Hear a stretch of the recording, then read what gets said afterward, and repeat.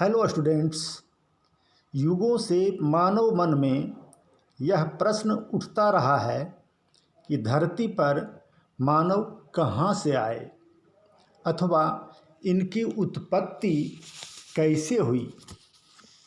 तो स्टूडेंट्स, हमारा आज का वीडियो इसी से संबंधित है। मानव की उत्पत्ति कब और कैसे हुई, इन सवालों का जवाब विज्ञान अपने तरीके से देता है और धार्मिक ग्रंथ अपने तरीके से। धार्मिक आधार पर धर्म ग्रंथों के अनुसार कई प्रकार की धारणाएं प्रचलित हैं। सर्वप्रथम यह माना जाता था कि सृष्टि के आरंभ में ईश्वर ने सभी प्राणियों के जोड़े उत्पन्न किए, जिससे सृष्टि का चक्र चल पड़ा। लगभग सभी धार्मिक ग्रंथों में मानव की उत्पत्ति एवं विकास का वर्णन किया गया है। बाइबिल के अनुसार पृथ्वी तथा मानव की उत्पत्ति मात्र 6 दिनों में हुई थी। इसमें आदम को आदि पुरुष एवं ईव को आदि स्त्री माना गया है, जिनसे मानव जाति का विकास हुआ। इनका मानना है कि जीवों की वर्तमान स्थिति सृष्टि के आरंभ से ऐसा ही रहा है और सृष्टि के अंत तक ऐसा ही रहेगा। इसी प्रकार की मान्यता पोलिनेशिया एवं ऑस्ट्रेलिया के लोगों में भी प्रचलित है। आयरलैंड के चार्ल्स वीसर एवं जॉन ऊसर ने पृथ्वी एवं मानव की उत्पत्ति का समय 23 अक्टूबर 4004 ईस्वी पूर्व को 9 बजे सुबह बताया है। हिंदू धर्म की मान्यताओं के अनुसार सृष्टि की रचना सर्वप्रथम ब्रह्मा ने किया। भारत में वेदों एवं पुराणों में 10 अवतारों के माध्यम से अजैव से जैव, जलचर से थलचर, नभचर एवं पशु से मानव के विकास क्रम को समझाया गया है, जिसमें मत्स्यावतार, कच्छपावतार, बाराह अवतार, नरसिंह अवतार, वामन अवतार, परशुराम अवतार आदि से या इन अवतारों से स्पष्ट होता है कि पृथ्वी पर जीव की उत्पत्ति सबसे पहले जल में हुई, फिर कछुआ जैसे प्राणियों का विकास, वाराह या डायनासोर जैसे स्तनधारी जीवों का विकास एवं क्रमिक विकास क्रम में आधा जानवर और आधा मानव शरीर वाले जीवों का विकास आदि। जो नरसिंह अवतार हैं, नरसिंह का अर्थ क्या हुआ? नर का अर्थ हुआ मानव, सिंह का अर्थ हुआ शेर, मतलब आधा जानवर और आधा मानव का विकास। इस प्रकार की धार्मिक धारणाएं 15वीं शताब्दी तक प्रचलित रही हैं, परंतु इसके अंतिम चरणों में लोगों में जागरूकता उत्पन्न होने लगी, जिसमें इसकी सत्यता को जांचने का प्रयास किया जाने लगा। गणित एवं ज्योतिष के फैलाव ने वास्तविकता को समझने के लिए प्रोत्साहित किया। इसी काल में विलियम हार्वे ने मानव शरीर से संबंधित कई प्रमाण प्रस्तुत किए।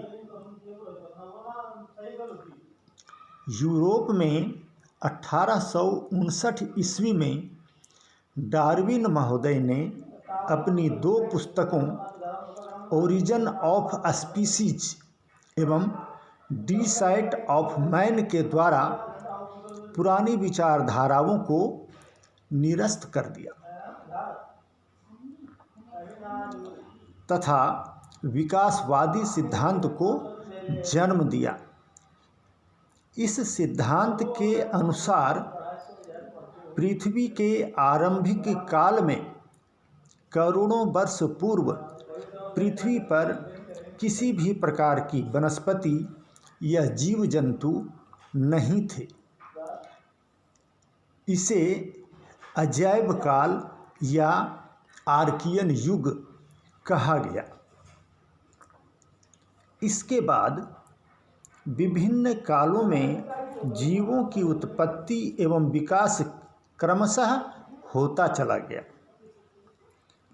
सबसे पहले पेलियोजोइक महाकल्प या प्राथमिक युग में निम्न श्रेणी के जीव एवं वनस्पतियों जैसे एक कोशीय जीव तथा शैवाल आदि का जन्म हुआ।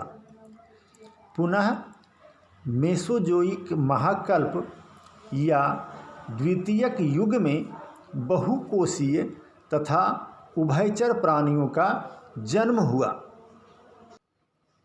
इनमें निरंतर विकास के परिणाम स्वरूप रीढ़ की हड्डियों से युक्त प्राणियों की उत्पत्ति हुई।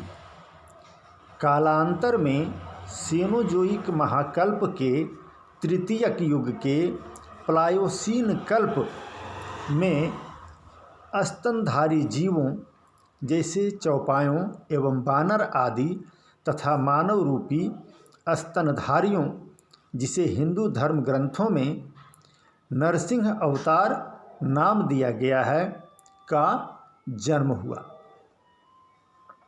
इसे आपके स्क्रीन पर दिए जा रहे सारणी एवं तस्वीर से और भी अच्छी तरह से समझा जा सकता है। ठीक है, इसको देखिए। डार्विन महोदय के अनुसार जीवन का रूप परिवर्तनशील है, फलतः निरंतर नए जीवों का विकास होता रहता है। अर्थात भूतकाल में तो जीव रूपों में परिवर्तन हुआ ही है, भविष्य में भी इसमें बदलाव अवश्यंभावी है। डार्विन का विकासवादी सिद्धांत मुख्य रूप से 3 बातों पर आधारित है। पहला, विकासी परिवर्तन। एक सामान्य जीव लंबे कालखंड में परिवर्तन के दौर से गुजरता है।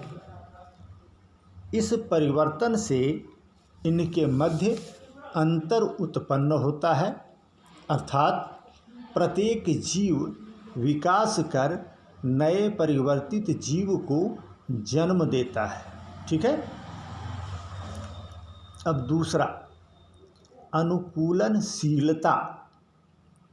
नवीन परिवर्तित जीव विशेष वातावरण में दूसरे जीवों के अपेक्षा जीवित रहने में अधिक समर्थ होते हैं। अब तीसरा पॉइंट देखते हैं जो डार्विन महोदय ने कहा है, प्राकृतिक चयन। प्रकृति भी अपने अनुरूप अनुकूलन करने में समर्थ जीवों को चुन लेती है तथा अन्य जीव नष्ट या लुप्त हो जाते हैं। ये तो हुआ। अब हम लोग डार्विन महोदय के सिद्धांत को देखते हैं। क्या है इनका सिद्धांत? सरल से जटिल होने की क्रिया में जब वातावरण का प्रभाव तथा जैविक परिवर्तन की गति धीमी रहती है तो जीवों का रूप क्रमशः जटिल हो जाता है। एक सरल तथा सामान्यांगीन परिवर्तनशीलता या कहिए नॉर्मल वेरिएबिलिटी एवं अनुकूलनशीलता से प्रभावित होकर कई निम्न जटिल तथा विश्वांगीन या यूनिवर्सल जैविक रूपों में विकसित होते गए हैं और अंत में मनुष्य का वर्तमान रूप बना है। यह है डार्विन महोदय का सिद्धांत। अब आगे देखते हैं। वास्तव में देखा जाए तो यह सिद्धांत केवल डार्विन महोदय की कल्पना शक्ति पर आधारित नहीं है, बल्कि इसका आधार इन्होंने परतदार चट्टानों में एक के ऊपर एक पड़े जैव अवशेषों, जिसको फॉसिल्स कहा जाता है, जैसे हड्डियों, पत्थर के औजारों एवं गुफाओं में निर्मित भित्ति चित्रों के आधार पर एक क्रमबद्ध अध्ययन है।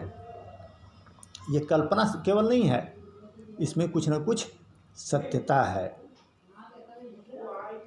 अर्थात हम कह सकते हैं कि डार्विन का सिद्धांत वैज्ञानिकता पर आधारित है और इसके आधार पर यह भी कहा जा सकता है कि हजारों वर्ष पूर्व ही जो खोजें हिंदू पुराणों में वर्णित हैं वह भी वैज्ञानिकता पर ही आधारित हैं। जब हम मानव की उत्पत्ति एवं विकास के विभिन्न कालों पर दृष्टि डालते हैं तो पाते हैं कि धरती पर प्रथम जीव का अवतरण पेलियोजोइक महाकल्प में एक कोशीय जीव मछली के रूप में हुआ। कालांतर में सेनोजोइक महायुग के तृतीयक युग के प्लायोसीन कल्प में मानव का विकास हुआ। इस कल्प के विभिन्न कालखंडों का अध्ययन करने में पुरातत्ववेत्ताओं को अधिक सफलता मिली है। अर्थात इस कल्प के परतदार चट्टानों में अधिक स्पष्ट जैव अवशेष प्राप्त हुए हैं, जिनके आधार पर एक अच्छी सारणी बनाई गई है, जो आपके स्क्रीन पर दिया जा रहा है। स्क्रीन पर देखिए, एक अच्छी सारणी है। उपरोक्त सारणी का अध्ययन करने से स्पष्ट होता है कि 360 लाख वर्ष पूर्व से 240 लाख वर्ष पूर्व के मध्य प्लायोसीन कल्प में सर्वप्रथम स्तनधारी जीवों जैसे लंगूर, ओरेंगटन, कपी या वानर, छछूंदर, चिंपैंजी, गोरिल्ला आदि का जन्म हुआ। इनमें से वानर या कपी का विकास होकर नया जीव रामापिचेकस बना। लगभग 56 लाख वर्ष पूर्व इनमें से कुछ रामापिचेकस मैदानी भागों में निवास करने के लिए चले गए तथा कुछ जंगलों में ही रह गए। मैदानी भागों में निवास करने वाले रामापिचेकस को ऑस्ट्रेलोपिथेकस कहा गया, जिन्हें मानव का आदि पूर्वज माना गया, तथा जंगलों में निवास करने वाले रामापिचेकस से कालांतर में महाकपि का विकास हुआ, जो संभवतः रामायण में वर्णित वानर सेना के पूर्वज थे और पृथ्वी के परिवर्तन के दौर में नष्ट हो गए। इसके पश्चात लगभग 25 लाख वर्ष पूर्व ऑस्ट्रेलोपिथेकस का विकास होमो हैबिलस में हुआ। इस समय तक यह 2 पैरों पर चलना सीख चुका था। कब चलना सीखा? होमो हैबिलस में। उसको कहा गया, जब आदमी 2 पैर पर चलना सीख लिया या जीव, तब उसको होमो हैबिलस कहा गया। और हाथों का उपयोग अन्य कामों में करने लगा था। होमो हैबिलस को कारीगर मानव कहा गया क्योंकि इस काल के अवशेष में पत्थर के औजारों पर नक्काशी भी दिखाई पड़ता है। इसके बाद के अवशेष हेडलबर्ग मानव कहलाए, जिनकी खोपड़ी का आकार होमो हैबिलस से बड़ा था। कालांतर में लगभग 18 लाख वर्ष पूर्व होमो इरेक्टस के अवशेष इंडोनेशिया में जेलो नदी के किनारे से प्राप्त हुआ। इसका अध्ययन करने पर पता चला कि इस समय तक आग का आविष्कार हो चुका था। पुनः जर्मनी के निएंडर घाटी में प्राप्त अवशेषों से स्पष्ट हुआ कि इस काल में लोग समूह में रहने लगे थे, जिसमें कार्यों का विभाजन तथा समाधान की प्रक्रिया आरंभ हो चुकी थी।